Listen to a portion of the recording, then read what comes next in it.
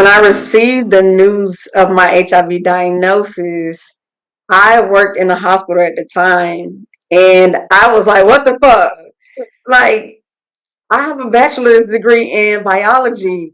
I have a second bachelor's degree in clinical laboratory science. And I went into a deep, dark depression for the first 2 years of my diagnosis. I only told two of my family members, and so they were there to support me in case anything went wrong or if I needed anything. And then one day I woke up and I was like, hmm, this isn't it. This is not the path for me. And I was in therapy also. And so working with my therapist, I was like, there's more out here. And I didn't see my young black sisters in the Atlanta area.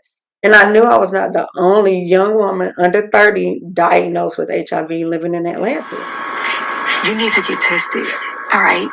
Georgia is number one, guys. We are now number one in new HIV diagnosed cases. Number one. How did we get here? Come on, guys. Please go get tested. For all STIs and HIV, treatment is available. You can still live a well-rounded full life. But I need you to get tested. All right? Get tested. And I said, I got to do my part to pull my sisters out. And if I have to be public and use my story to tell and help someone else, then I will. And I was glad for the resilience and the strength of my family members that were there to support me in the beginning.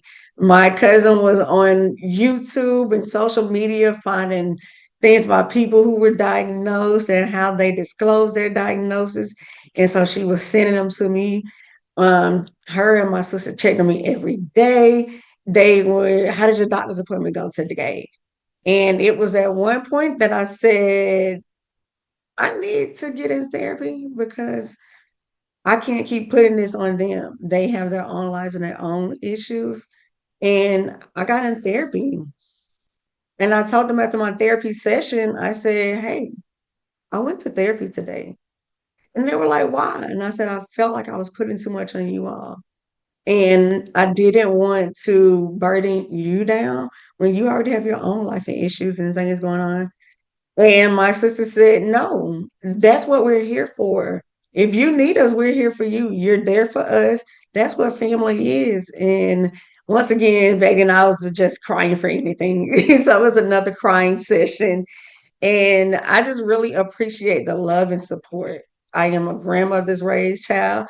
And even when I told my grandmother, she was like, do you go to the doctor? I was like, yes, ma'am. Do you take your medicine? It's like, yes, ma'am.